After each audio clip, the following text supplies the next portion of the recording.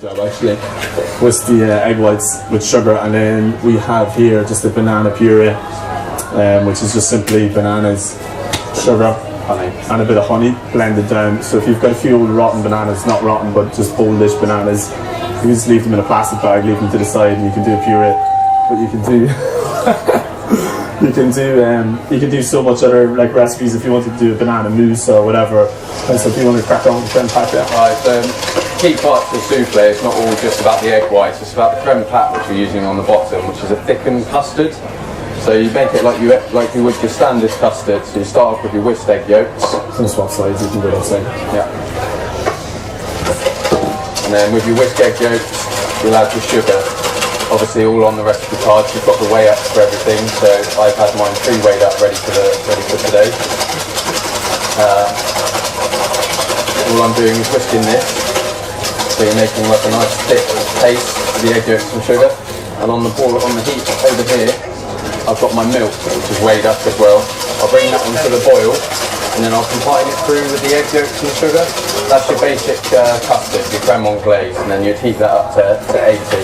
But the difference between the normal custard and the creme pat is the creme patisserie is thickened with some sort of starch. So flours, corn flour, anything like that, anything used to thicken it. So like I said, this one's nicely binding together, as you can see. Got a nice colour, and because of the organic eggs, you've got a really vibrant colour from that one. It's always nice. When I'm whisking the egg whites as well, I'm just gradually adding the sugar.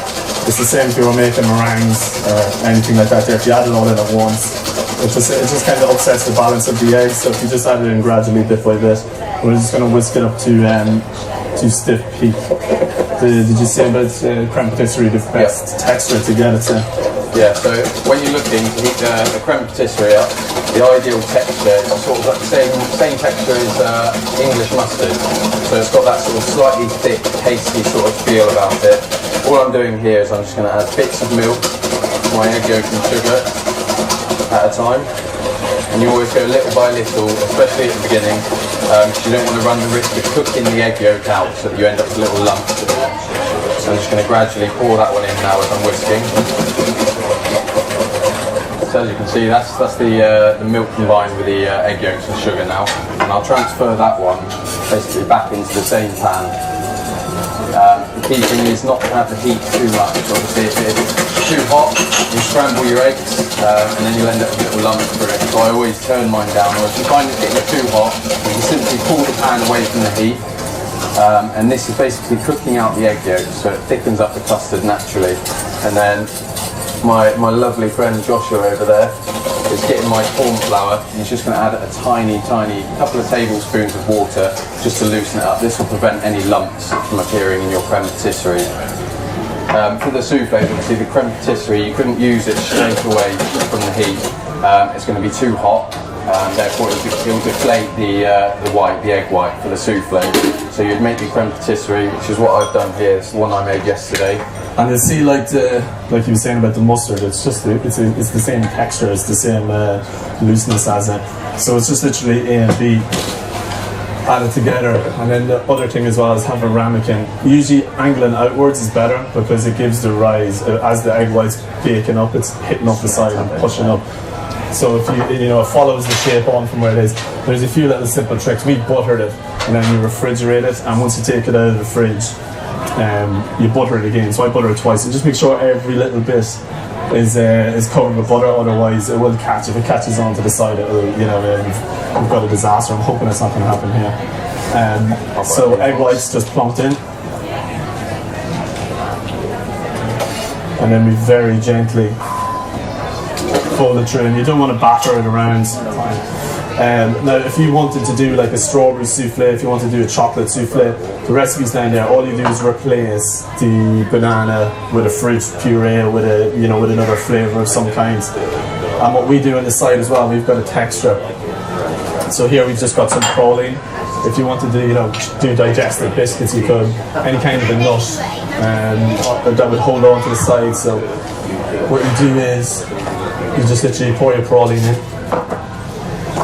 Just give it a little jingle around, and what we'll do afterwards is any of them little gaps that's covered, that's in between, we'll put a little bit of caster sugar in, so you see it. And the caster sugar will just make sure if the egg white is catching on to the side, it'll just float straight up. And you can have a taste of the souffle if they come up. If they don't come up, you just leave them in the oven and pretend that this never happens. But please do come to the restaurant though. When we're doing it there, they do 9 times out of 10 they come out alright. 10 times out of 10. 10 times out of 10, sorry, you can hear that. But if people can see. Got a little palette knife there. What we do is we fill it right to the top. A bit messy. That one.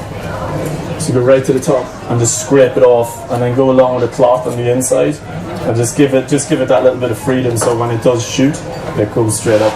I'm going to make a toffee and praline nut sauce. Okay, so it's very basic. Essentially, we're going to be using the praline that we've used to line the ramekins, the moulds. The toffee sauce is very simple, butterscotch sauce even. It's all the same sort of principle. And what we're going to do is just going to take a nice lump of butter. Obviously, this isn't going to be the healthiest sauce of all time, but unfortunately, when it comes to flavour, sometimes you've got to sacrifice the healthy goods first. I'm just going to melt that butter up nice and slow. I've got that on the lowest heat that I can now. And all I'm going to do is I'm going to sprinkle some of the sugar on top of the butter. And then I'm going to grab some of the cream. As that butter is finishing off melting, it is going to melt that sugar down. As soon as it's all fully melted down, you'll add a tiny bit of cream, and you're just going to cook that out, bring it up to the boil, and just make sure all the sugar is dissolved. I think that we didn't practice this. We were actually supposed to be on an hour later, so we're kind of rushing to try and catch up with ourselves. But if you bear with us, we will be there. As you can see, this one is a lighter coloured sauce. That's the only difference you'll notice between that of a caster sugar and the brown sugar. Is simply the colour. You can adjust it by your taste palates. A lot of people prefer it sweeter. Some people prefer the nuts come through. And once you've got your basis of sauce, all you're going to do is throw in a small pinch of the praline that we used earlier, and you only need a small pinch of praline. It's very strong in flavour, and as soon as it hits that sauce, the flavour will infuse straight away, and that's predominantly what you're going to taste. And then you're obviously going to get the toffee, the butterscotch sweetness straight away afterwards, and that's it. That's the basic sauce ready to go. Well, how are we looking? They are bigger, which is good. Bigger than when they went in, so that's the start. Bigger and better. Yeah, as you can see, it doesn't really take much to make a souffle. There's just several little things that could possibly go wrong, but I mean, if you follow the recipe as it says, it is fairly straightforward. It's all about temperature of your oven as well. You know, you don't want things too hot or else the egg white starts to burn. Obviously not hot enough, then it's not enough heat for it to push the egg whites up. People say fan assisted oven as well. You can't do souffle in a fan assisted oven. This is a fan assisted oven here, and you'll see it. It's bung right up, but it's just you follow the simple rules. The simple rules are creme patisserie. Know how to make it. Make sure it's a mustard texture. Make sure your egg whites are bang white and fluffy. They need to be fresh eggs. If you don't use fresh eggs, you know, the battery eggs, and we picked them up from Manor Farm yesterday. And when you crack open, I should have done a sample there. When you crack open one of these eggs, it holds the holes in the plate, you know, and that's for me. That's why, you know, if you want to do good pastry and you want to do good food, you have to work with good ingredients. And that's the great thing about Somerset and Taunton as well, is you've got some fantastic suppliers. Some of them are here today. Stream Farms are pretty cool to look at, and we're going to be cooking with them later on, and they're going to be talking about, you know, what they do, some of their food, and so as long as you are doubling the egg whites to creme patisserie, then you can't go wrong. That seems to be the perfect quantity. And it's all about trial and error. You get these recipes and you try them once, and it's like, oh geez, I'm never trying that again. Do try it, because like I say it to all chefs, like I know most of the excuses that the guys come up with because I've used them myself. And you only learn, you get better by doing, you know, messing up, or I won't say the F word, by effing up. They are actually quite good. Yeah, I know, yeah. Should we go? Yeah, let's go. Right. Yes, good. Alright.